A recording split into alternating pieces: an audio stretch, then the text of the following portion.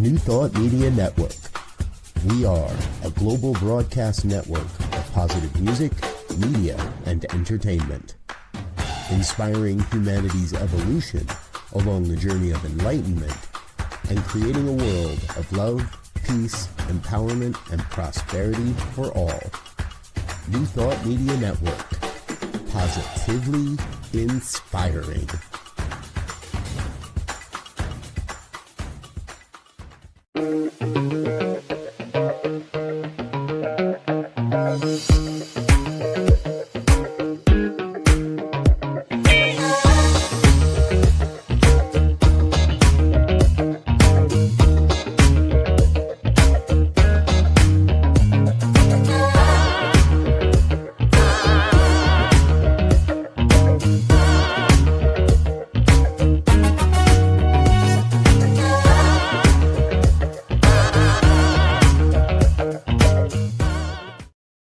And hello again, dear ones. Dr. Robert with you over here. Rev Z right here. And Rev Cindy G right here. And this is New Thought Today for today, April 22nd, 2025.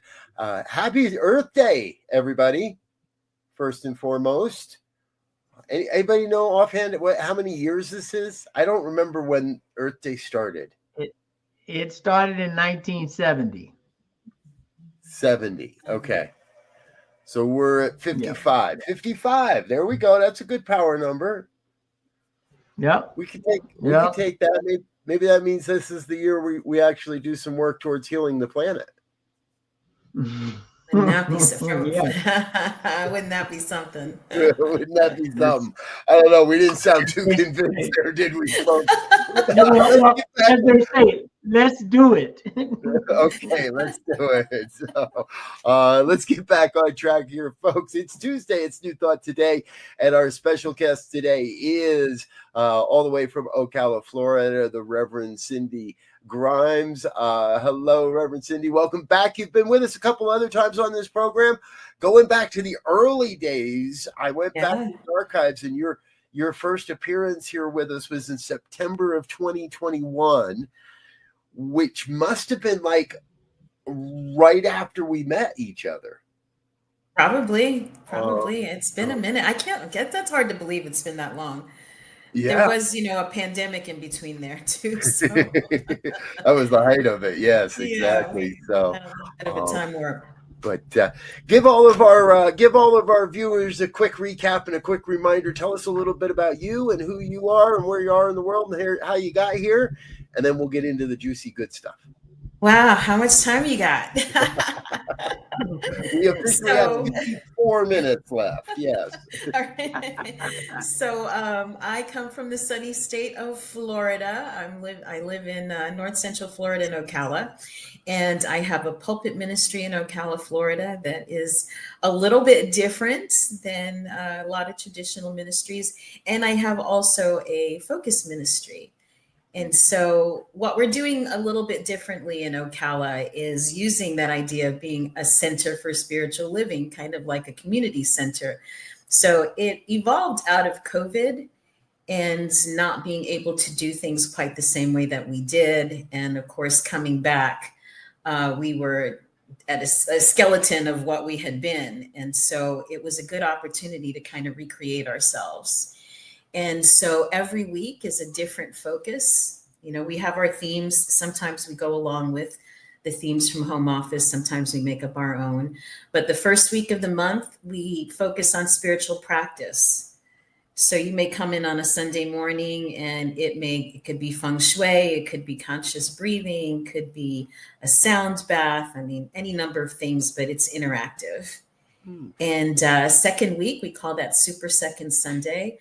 That is our most traditional Sunday morning service with the music and usually myself or someone doing a talk. Third Sunday, we do circle conversations. So I take the topic at hand and pick out maybe 3 or 4 questions.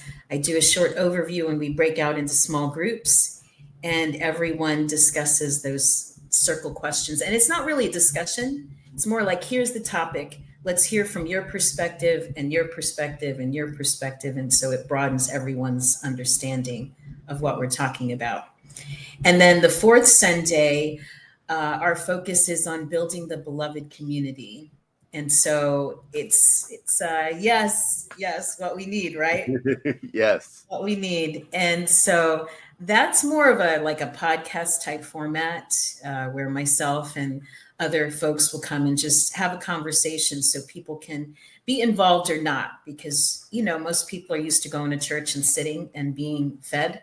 All right, like sit Right. back and I take care of you. And I really did not want that kind of a community. I raised 3 kids. I got some grandbabies, and it's like, been there, done that. I have fed enough people. Here's the buffet.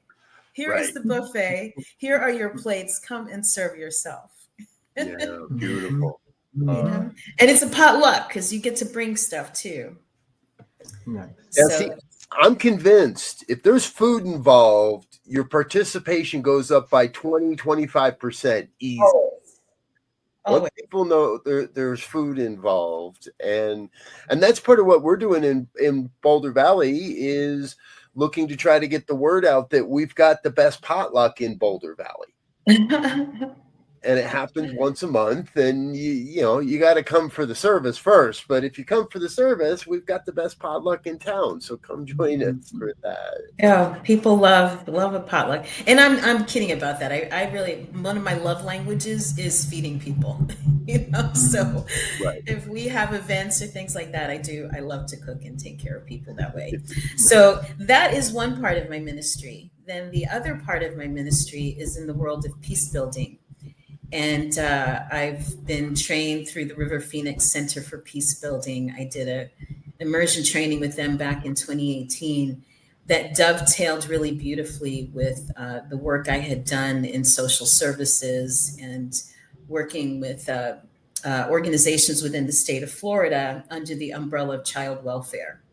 So in one of my lives, I was an investigator with Department of Children and Families, and I was a social worker, helping to keep families out of the system. And then I was a trainer, teaching folks ways to really protect children and strengthen families. And that was what I was doing when I started the ministerial program. And then I became a minister and met this woman, Heart Phoenix, who, if you know the name River Phoenix and Joaquin Phoenix, right, she is their mother. And so Heart had a peace building center in Gainesville, which is the next town over. And I went and did some training with them, and it put some more pieces to the puzzle of my life and my mission and my work. right. And so I've incorporated that work into the work that I was doing with prevention. And so I offer trainings and, actually created a nonprofit out of that called Circle Up Center for Practical Peace Building. And so what we teach, it's practical peace building, right? I'm not trying to broker peace in the Middle East or any of that, but we're talking, what does it mean to have peace in your own life? To be at peace in your body, in your own skin, and to embody what it is to be at peace, so much so that other people feel at home in your presence. And that's the idea. Yeah, there we are. There's our Circle Up. Yeah. And so I've been doing that now since about 2018. And I have a foot in these two worlds, and it's sometimes a balancing act. It's all the time a balancing act. What am I saying? Not sometimes, but all the time. Sometimes feels more intense than others. The juggling is a little more difficult. But and that is in flux now too. That is changing, because when I started the peace building work, I was thinking mostly about approaching systems, like teaching teachers and school administrators the principles of peace building, which to me is, number one, emotional self-regulation, right? Like understanding your emotional state and then being able to self-regulate, and then understanding what other people are going through so that we can play nice together. So lost my train of thought there for a moment, but yeah, so we were systems. I was thinking about systems primarily, like law enforcement and schools and universities and different businesses. And now, with the political climate being what it is, and the fact that a lot of our money for training came from DEI programs, from diversity, equity, inclusion programs. So all of that funding has now dried up. So there has to be other ways for us to engage our community. And so, I'm doing the visioning and, and a lot of prayer work and a lot of meditation to see what the new direction is going to be for this peace building work, and how to continue to share it with other communities, including New Thought spiritual communities. So this is my spiritual activism, is teaching people how to really be a beneficial presence in the world, beyond thoughts and prayers, which we know we all need, right? But where the rubber meets the road, in those difficult conversations, in those difficult relationships, when a conflict comes up, how do we not deny it, not run the other way, but look at it and say, I see you, I know what this is, and I'm not afraid. Or maybe I am a little afraid, but I'm going to have some courage and walk toward the situation, go through it, knowing that we're going to come out on the other side stronger. So that's what I teach. And you make a great point in the system, or the systemic way of things, if you will, working with systems. And because it is very apparent that all these systems, pick an environment, whether it's your physical body or the town you live in, or the global atmosphere, if you will, there are systems that always work together. There's no system working isolated. And so the ability to teach peace and to highlight the interrelatedness of systems, there has to be a peaceful coexistence and relationship for these systems to work properly and things not to be left out, if you will. And I think this idea of systems is being highlighted very succinctly right now, because as you were saying about your some of your funding, as these DEIB programs start hitting these different areas of our lives, we see how they begin not only to slow down or collapse, we begin to see all of the other systems or things that they're connected to. Like, there's the big thing now about the money being taken away from Harvard, 2 billion plus whatever the number is. But what they failed to mention is the interrelatedness of the person who did some of the early DNA sequencing, came out of that program. The person who is very sharp and one of the key people in gene CRISPRing, and people come out on different sides, but these people came out of that program to help humanity. And so now those things are going to be lessened because we don't understand the relationship of systems and peace and coexistence of systems. So I love that, and I applaud you for that work. Being from Florida, and understanding you in Ocala and Gainesville, I understand those areas very, very well. So yeah, so I applaud you on that for sure. Thank you. I guess it's what I was born to do. I'm born under the sign of Libra, which is the peace builder. And, it never fails. I go to one of these peace builder immersions, and I really did not believe much or think much about astrology. And always half the room is full of people born in October under the sign of Libra. It's really fascinating. But beyond that, it's I'm the intersectionality of a few things, right? I am a brown-skinned Latina woman, so there's that part of my life, and I've been my family is all law enforcement, My father was a police officer. I married an officer whose father was also a police officer. 2 of our kids went into law enforcement. And so there's all of that kind of, I don't know, mix of things in there. And it's really, you know, I love police officers. I've loved these folks. I love people who are running toward the danger while everybody else is going the other direction. So many of our first responders, you know, people who will put their own lives on the line for others. And so all of the discord and the conflict that is going on between Black and brown people and law enforcement hits me in a really deep way. And I think every time a law enforcement officer abuses their power, steps out of line, it puts a big target on the backs of people that I love. Right. That's one aspect, right? And then there is the very real prejudices that you know that happen between and among people. So, you know, one of the gigs I loved them. What was that? Oh yeah, no, I was just going to say, you know, you were talking about law enforcement and first responders.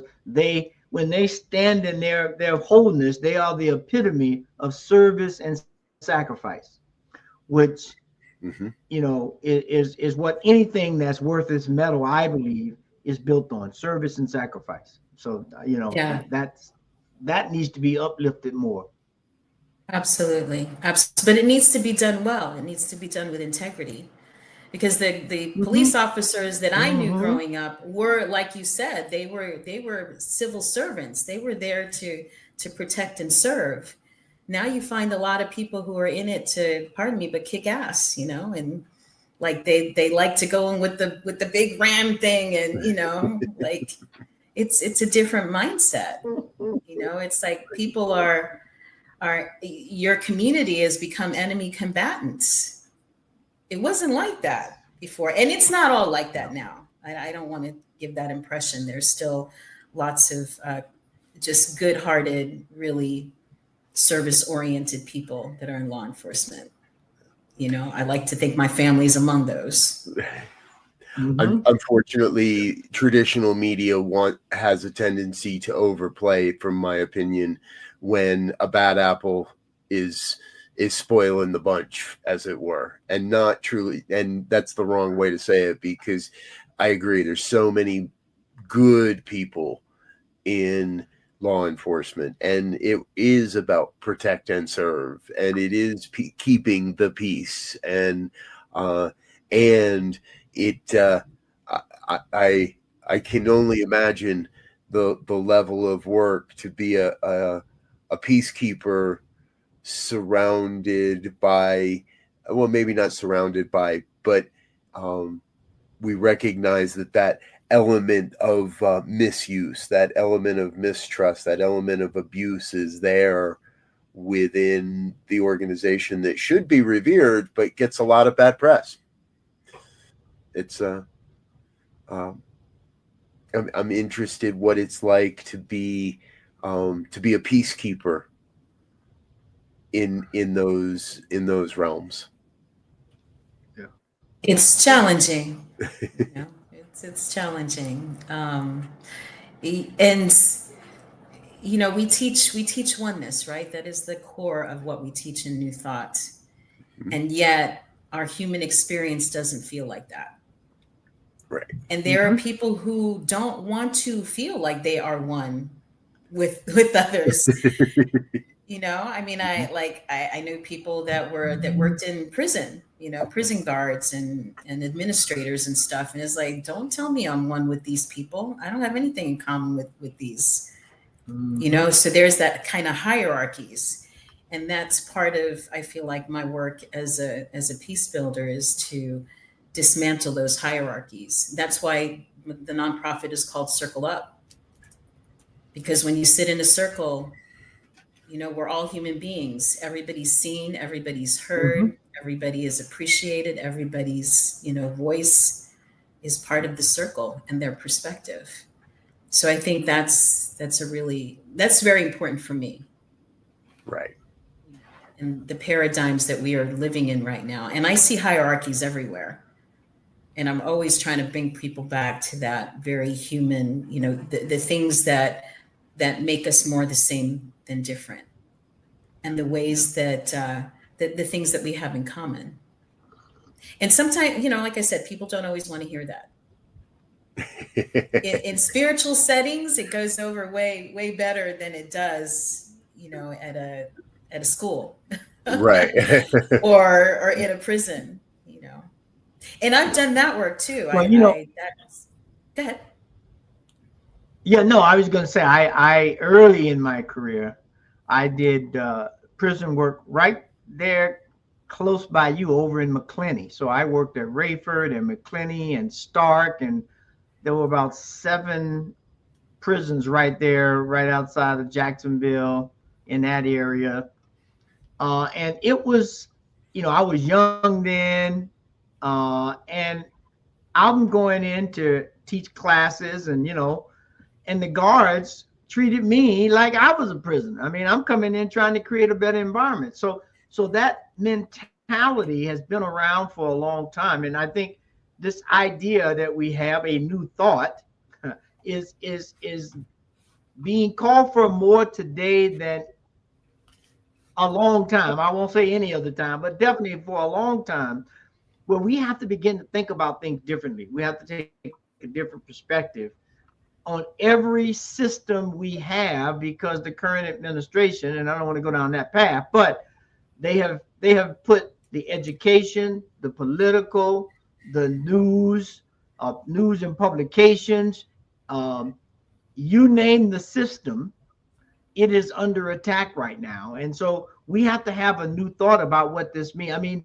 the Constitution itself is under attack. And so as new thought ministers and practitioners, we have to be examples, I believe, of showing the way of what it means to think differently, to think newly, to have a perspective where everybody can get along, where we respect all life. And so we got our work cut out for us. Sure. I know I am using all of my tools and looking for more because this is, it's distressing. It's really, really distressing. Oh, so another one of my intersectionalities is being somebody who is very progressive in a family and the community of conservatives. Way on the other side. And these are people I love and care about. I'm not ready to write off family members. And a lot of people do that. A lot of people can do that, but that's not what I'm about. And so that's part of why I teach and why I do the work that I do, because I want to be able to be in relationship with people who may think very differently than me and still be able to find that common ground. And can we still love and respect one another, even though we may not believe the same thing? I think that's a big part of the solution to me, you're hitting on all cylinders, right? We're creating circles of people that are not talking at each other, but talking with each other. We're creating circles where it's safe to be a liberal or a conservative. We're creating circles where it's where people feel they're being heard. Because I don't know anybody's mind that's ever been changed by Facebook. By screaming out your opinions on Facebook. Gave that up a long time ago. But opportunities to, and I think what you're saying is also really, really important, not write the other side off, not write people off. It doesn't mean that we are, it doesn't mean that we're abandoning our values. It doesn't mean that we're abandoning our belief system to plumb the depths of what's going on in our culture, in our society. But we've got to come from it. And again, I'm swinging back. Right? We got to come to it from a peaceful consciousness. Absolutely. A peaceful attitude. And And folks, we do have to come at it from the perspective of our partners and our sponsors and our all those folks. So we're going to take a couple of quick minutes here to let you know a little bit more about what's going on at New Thought Media Network and say hello to some of those sponsors. But we've got a lot more coming up with Reverend Cindy Cotto Grimes. Please stay with us. Join us. Don't go anywhere. Hit the like, share, subscribe buttons while we're doing the break. And we're going to come back and talk more about peace building in just a moment. Are you passionate about media, storytelling, and making a difference? Welcome to New Thought Media Network, where your voice matters. We amplify diverse voices and share impactful stories. Join us in our mission. We are a nonprofit organization dedicated to creativity and community, looking for enthusiastic volunteers who want to be part of something bigger, learn, grow, and collaborate in various aspects of media production. Incredible support and camaraderie await you here. Your contributions will help us create powerful content that resonates with audiences and drives social change. Ready to make a difference? Visit our website www.ntmedia.org to learn more about volunteer opportunities and how you can get involved.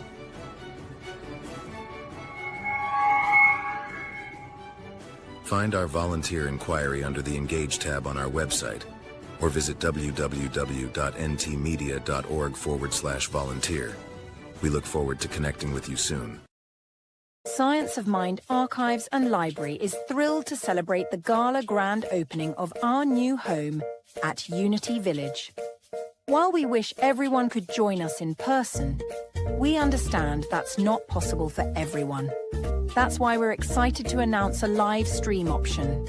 Tune in to our YouTube channel on Friday, April 25th at 6 p.m. Central Time for an unforgettable evening featuring a keynote address from Reverend Dr. Jesse Jennings, musical inspiration with Karen Drucker, and the spiritual leader of Centers for Spiritual Living, Reverend Dr. Sonny Cantrell Smith, and the spirit of Reverend Dr. Ernest Holmes, including exclusive content you won't want to miss. Grab your virtual ticket to this amazing event today with a $25 donation. Sign up today at www.scienceofmindarchives.com. And we're back with more of New Thought today here on the New Thought Media Network. I'm Dr. Robert, my co-host, Reverend Elzia, and our special guest, Reverend Cindy Grimes, all the way from Ocala, Florida. If you're just joining us and wonder what you're stumbled into, well, it's a conversation around peace and a conversation around peace building. And Reverend Cindy, I think that's probably the question I hear the most so often recently. It's really, how can I make a difference? How can one person be a part of a solution when it does appear that and let's be real, we are there is an avalanche of misinformation, of change, of things that we don't. Some people do understand, some people don't. I hear that one all the time. I just can't understand how anybody could think that way. And I really do believe we're all striving to find that place of peace in the chaos that is our lives right now. And so I'm going to throw that to you and let you tell us what we should be doing here. Well, I think one of the really important things is just even defining what we're talking about. Even a word like peace, like it may mean one thing to you, it may mean something different to me or to Reverend Z. So, that's part of what we do in the first, I have a 12-session curriculum that I've created. And the very first one is talking about, what is that? What does that mean to be at peace? Does that mean that you never argue? Does that mean there's never a conflict? I don't think that's the case. To me, certainly, it's not violence. It never involves violence. But there are even levels of violence. So peace is not just the absence of violence. Peace is being able to deal with the circumstances and the situations of life and be able to stand in your own truth.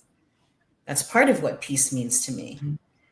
And that's why very specifically we talk about social emotional learning, social emotional leadership, because you have to kind of have that calm center within yourself to come back to.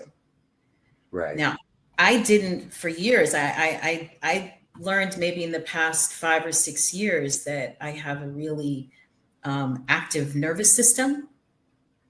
So it's very, very hard for me to relax and to feel that peace. And I've had some experiences where I finally had that really profound, like, oh, that's what it is. I'm not sure I knew before that. It's like being kind of half cocked all the time, just waiting. We use this idea of flipping the lid, with this being a metaphor for your brain. This is your brain stem. This is your midbrain, your amygdala, and then the thinking cortex part of your brain. And a trigger, something may happen, something that sets you off, and you flip your lid. So I use that metaphor. And when you flip your lid, the thinking part of your brain is no longer online. If you've ever been so scared or so angry that you lose the capacity to speak clearly, yep. Right? You don't even know your kid's name. You.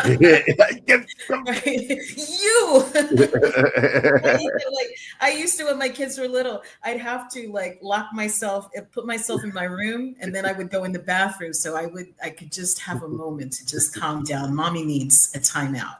I can deal with whatever is going on here. If there's any parents out there that haven't locked themselves in a bathroom at some point, it'll happen. Don't worry. So that to me is practical peace building. Is how do you keep yourself, in check when things are happening all around you, when your emotions are going what's your calm, what's your center, and how do you do that? So in this curriculum I teach, the first foundational things is stuff like trust. And I mean, from the inside out, right? Trusting spirit, trusting that they're in this power, this thing that's bigger than all of us, that got us here, right? We live and move and have our being in spirit. So therefore my being here is not an accident, right? And I know that I have everything that I need to get through whatever's in front of me. And there's a trust, there's a faith that goes with that. So faith or trust in God, and then faith and trust in ourselves, that we have what we need to move forward. And then we can look at the world outside and say, okay, this is for me, or this is not for me, or I can trust this person, or I can't trust this person, or whatever. But trust is it's profound, as is respect. That's another thing. You want to escalate a situation, disrespect somebody and see how fast things escalate, right? Respect yourself. You have to respect yourself, and then you respect other people. It's knowing your boundaries. It's knowing those lines that you don't allow people to cross, and that you don't cross either. And one of those lines that I think is so, so very important is in never dehumanizing another person or allowing the dehumanization of another person. Right. That's a slippery slope. Yeah. Right. And so we have to be careful of. Well, and mm-hmm. and I think for me, the key thing to trust is value, right? In that, if I don't value something, or if there's no, and it's a kind of integral relationship. If there's no value, I don't trust it. Or if I don't trust it, it doesn't have any value. And so this whole idea of how do we value things, whether it's our value system, how we value ourselves, because it gives someone the ability to build trust, to build intimacy, if you will, in terms of really getting to know somebody at a deep level. Because I think at the end of the day, if I don't know you, you're going to have little value to me, and I'm not going to necessarily trust you. But if we could begin to have, as you have in your circles, these opportunities for people to be vulnerable and for people, to build trust. Vulnerability, I've found, build trust quicker and faster and more deeper than anything else, because now I can see my life in your life, or vice versa, or your challenges in my challenge, or celebrations in mine. And so now we have the beginning of things that allow us to connect, to bond, to be able to talk about difficult subjects, because I know we have something in common, and now we can do the dance to figure it out. I'm kind of reminded that the best time to do this work was 30 years ago.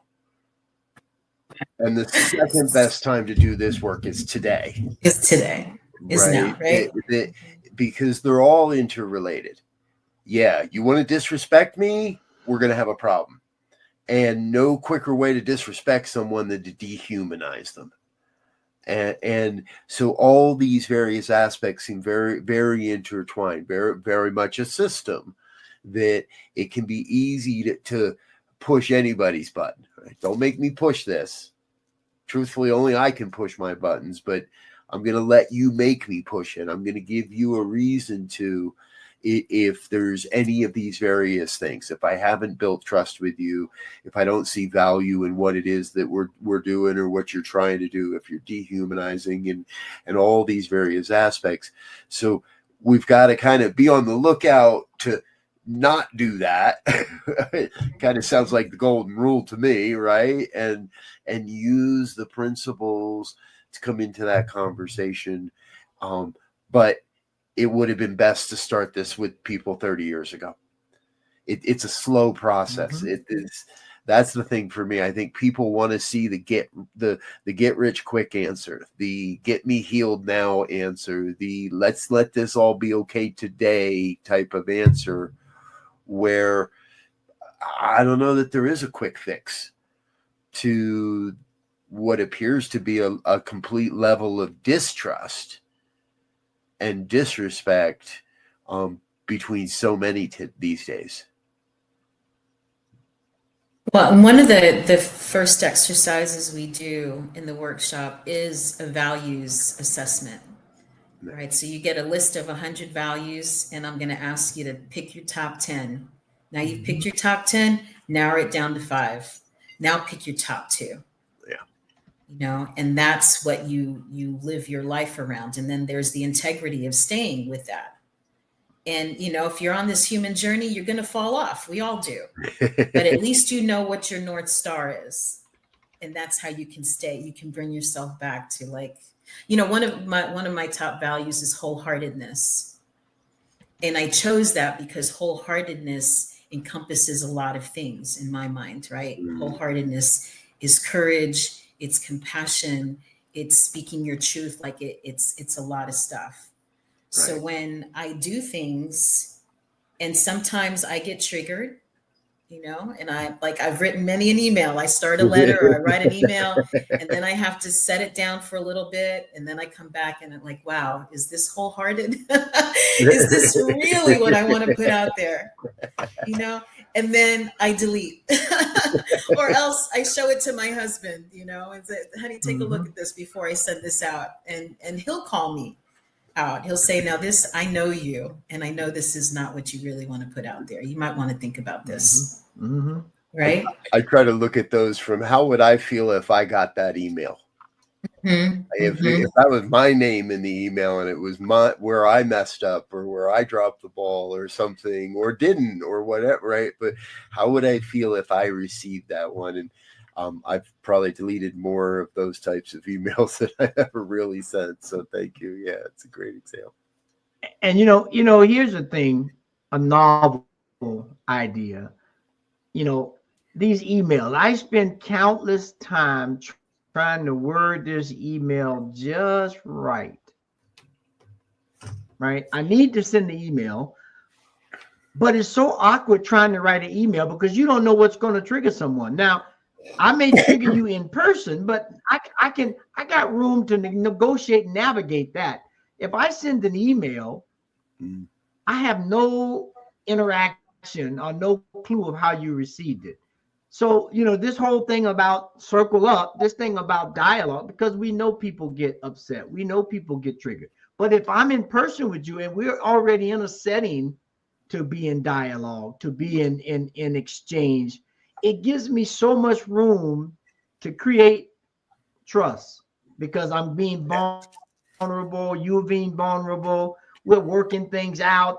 In an email or text message, that doesn't happen. And I think this idea that you have, Cindy, of this circle up, of these ideas of, cafes and discussions, and where people get involved and they're not just listening to someone give them instructions, if you will, is how we solve this, or begin to solve it, at least by and that's what builds community, as you said at the very beginning, and what you're looking to do in Ocala. Yeah. I really kind of honed this working in prison. Like I was volunteering at the men's prison.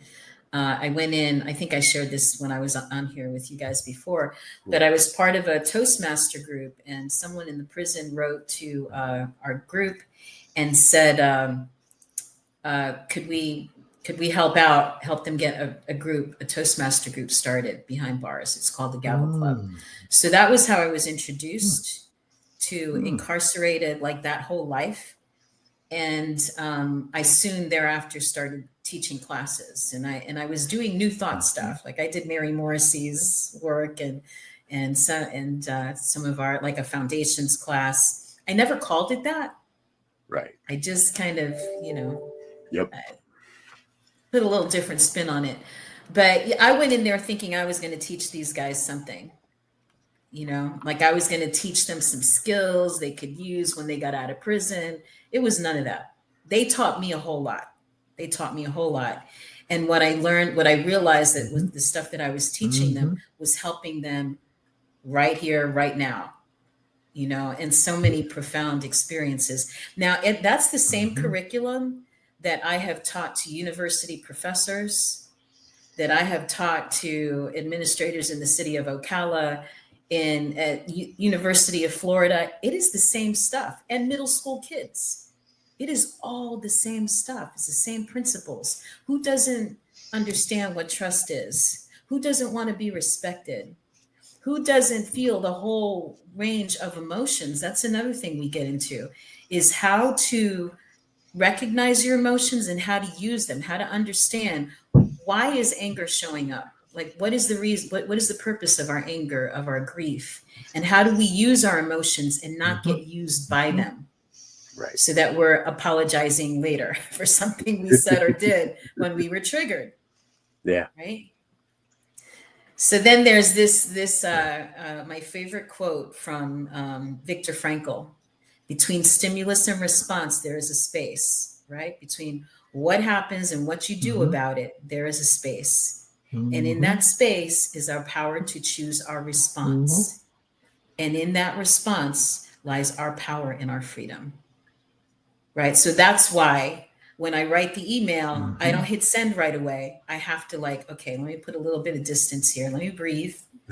Let me come back to peace. Or not just email. Sometimes it's a Facebook post. And then I'm writing a retraction, or I'm ooh, deleting that, Well, and again, like you bring up a really good point there, because we have to remember, and especially anyone that wants to refer to themselves, consider themselves, look at themselves as a spiritual leader, we have to remember that everything we put out there is forever.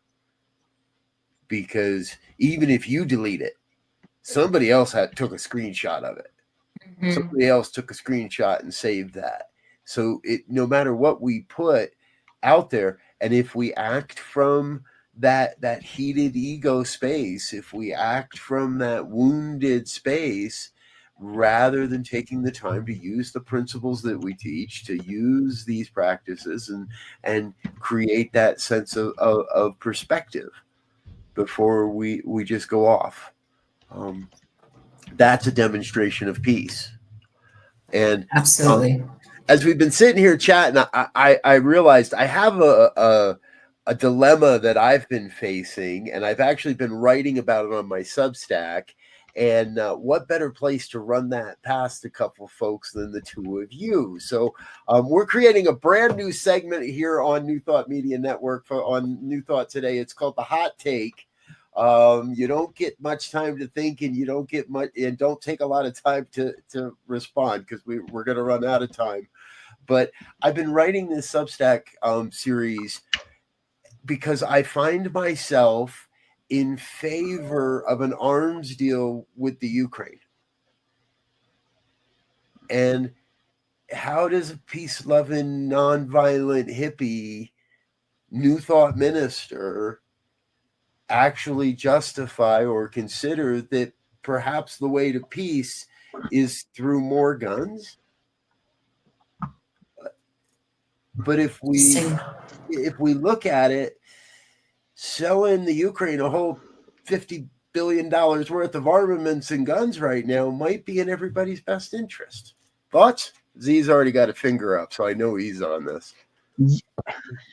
Well, I heard something from Alan Watts on this whole idea of peace and war, and trying to stand solely on one side. And he made a statement that said this. He says, right at this moment, there is a war going on in your body. Your white blood cells are attacking anything that's foreign and that should not be there, that is about to degrade your life. If you tell those white blood cells to cease and desist, and if they would listen, you would not be here.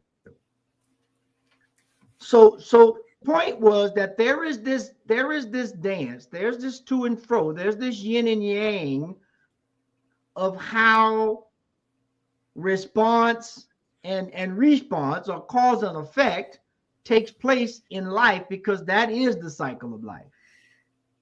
And it's a hard concept to get our head around if we're peace lovers, but it is the essence of life. And so we have to make peace with that and figure out how to keep it in the yin and yang balance, so that we don't destroy my favorite topic, the primacy of life itself. Thank you. Good question, Robert. I think it's a hard thing to get your head around. It is. It feels to me like a deterrence. Like if you know that this house is locked, that that there are people who are gonna, defend, then maybe you're not gonna go messing with those folks. They have the capacity, right? When I had 3 kids, my middle one is the only girl, and of my 3 children, she was the one that she also wanted to be a martial artist.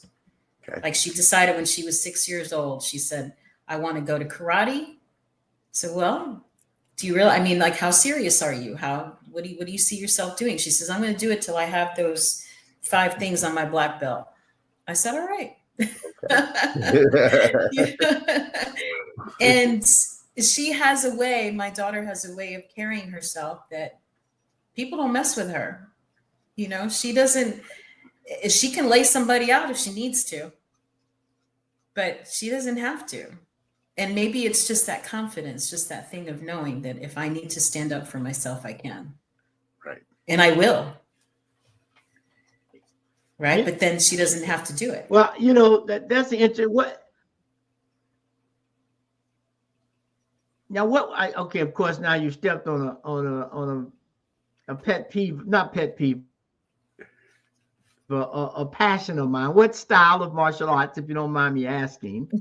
And then the second thing is the whole system of martial arts is about value and respect and understanding your environment as a fellow martial artist.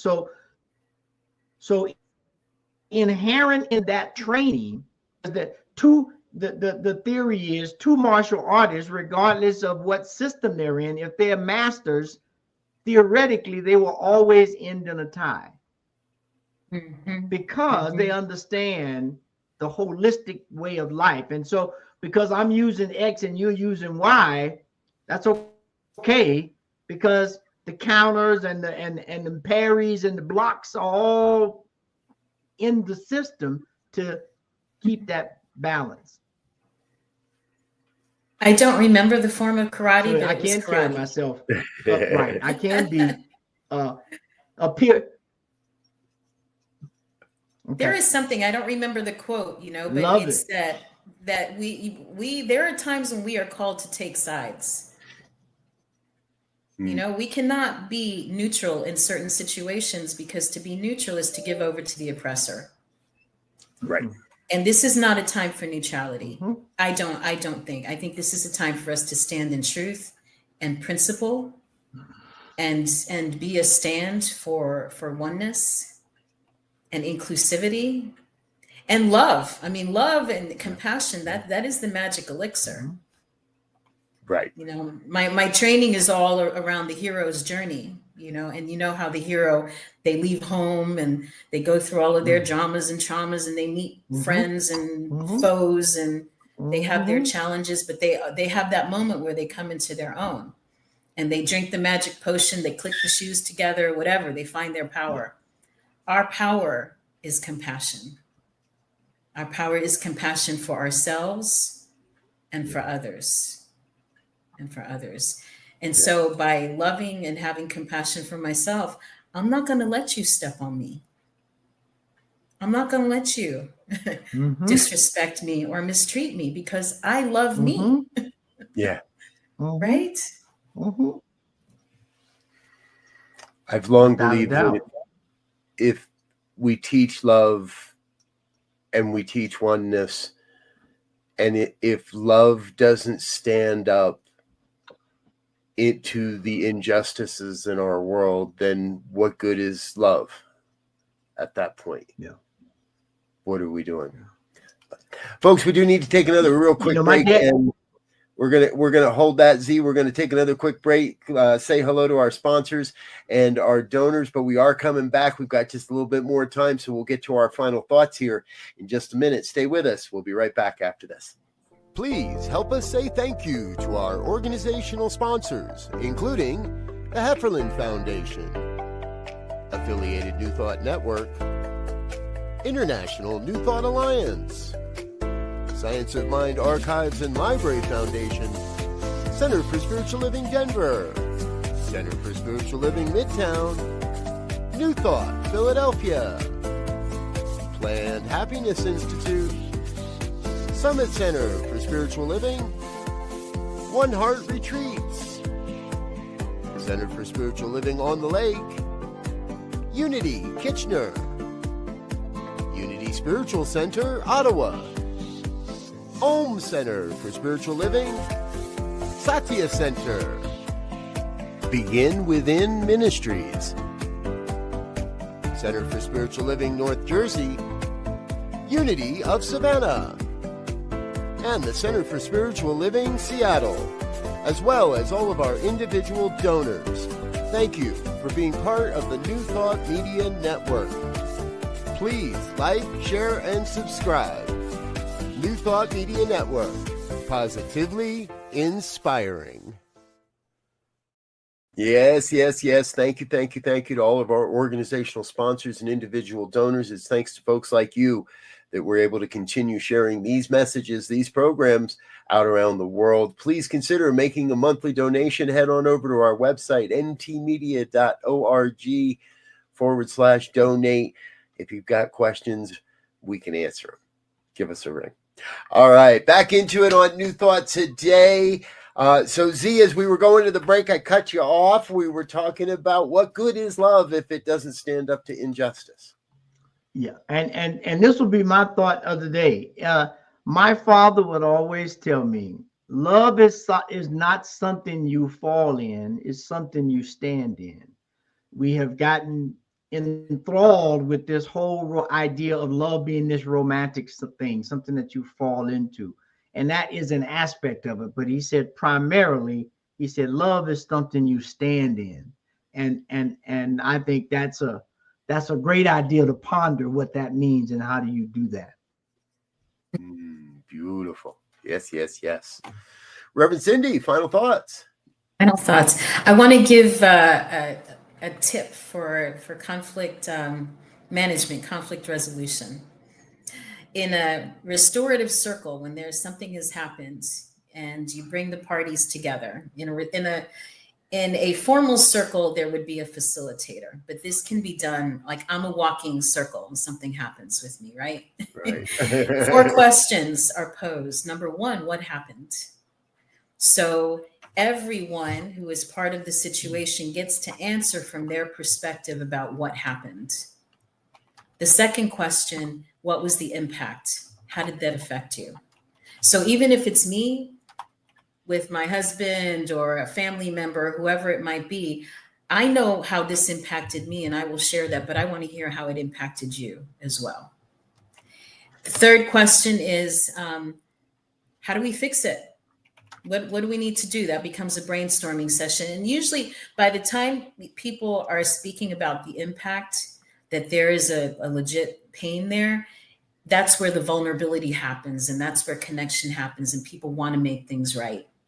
And then the last question is, how do we keep it from happening again? 4 simple things, no matter what is happening in your world, who it's with, what happened, what was the impact, how do we fix it, how do we keep it from happening again? I don't know what's ringing in here, but sorry about that. Not a worries. There we go. You strung a chord of truth in this responding. That's what's happening. I guess so.